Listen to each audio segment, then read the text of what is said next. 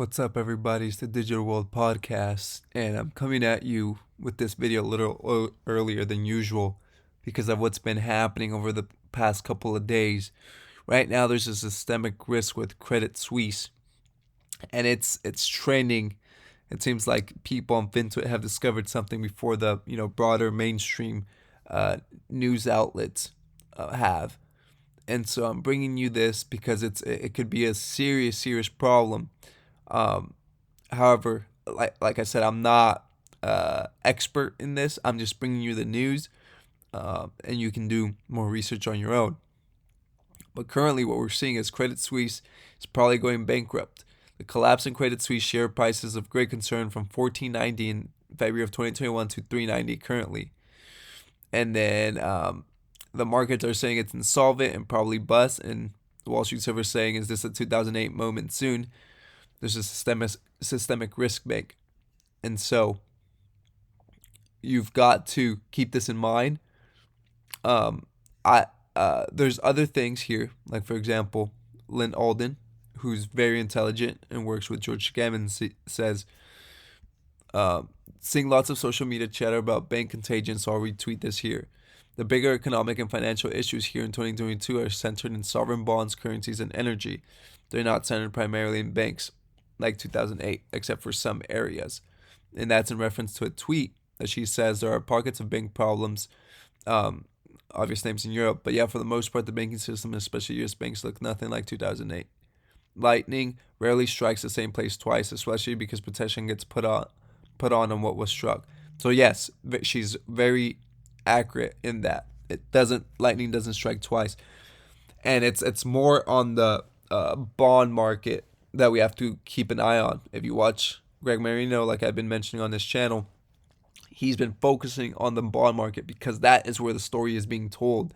But everything else is a derivative from the bond market. So you look at the bond market and everything else that comes of it will display itself in other ways. So keep an eye on Credit Suisse.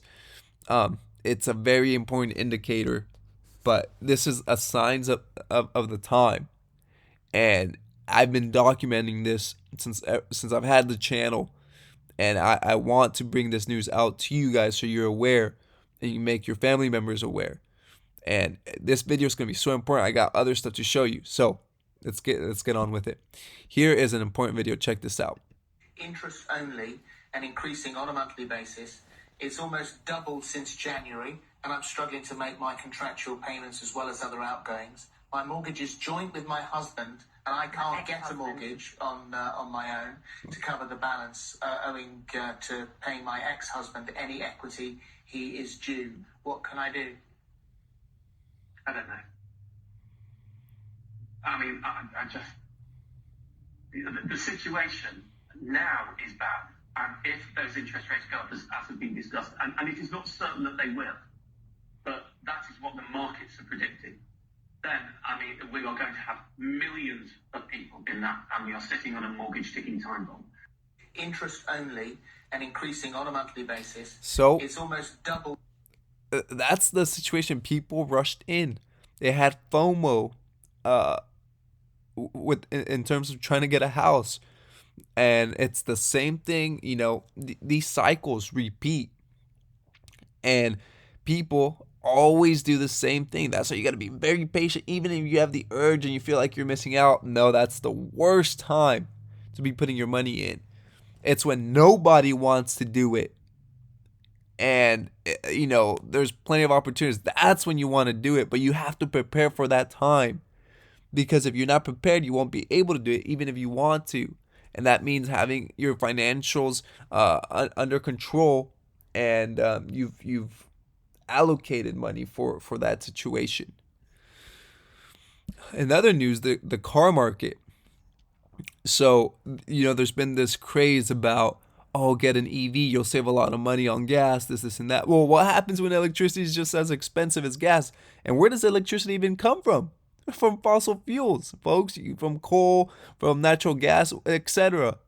And so people think, electricity is cheaper. No, well, where does it come from? You gotta think a little further than that. It says EV charge points in Britain are now nearly as expensive as gas. given rising electricity costs per CNBC. And so I follow this guy because he's all about cars. And one of the things in the car market is you're starting to see that the unrealistic prices that happened in the last year or so, they're coming way down. Here he is showing a conversation he had with a Honda dealer, and he said that their FE gross is profit from sale of vehicles, and it's all in the negative. The HRV, the Altima, the CRV, the Pilot, all their Honda vehicles in the negative. And he said, bro, we're in the same boat. I'm taking a massive write down on inventory right now.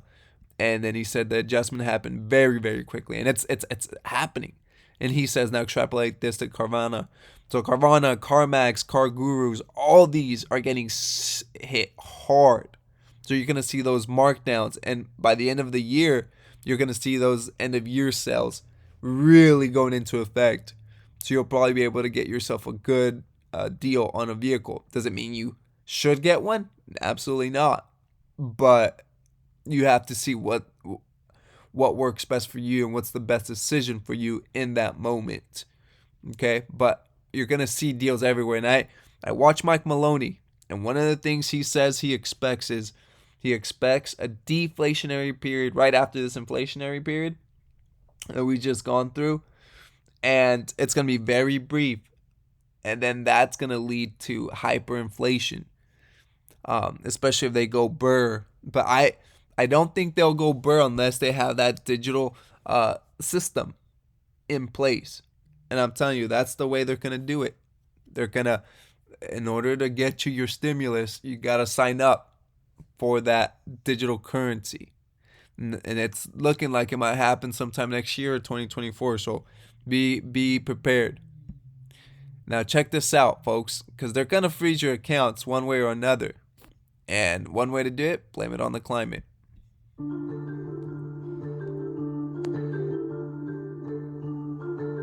And so it says, I'm going to talk over this music because I don't want to strike on it, but